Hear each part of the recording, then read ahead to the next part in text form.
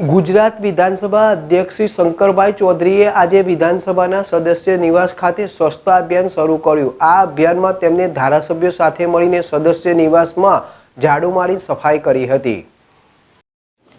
સફાઈ અભિયાન દરમિયાન અધ્યક્ષ અને ધારાસભ્યોએ સ્વચ્છતા સંબંધિત કામકાજમાં યોગદાન આપ્યું અને સદસ્ય નિવાસને એક સ્વચ્છ અને આરોગ્યપ્રદ સ્થાન બનાવવા માટે એક સાથે કામ કર્યું।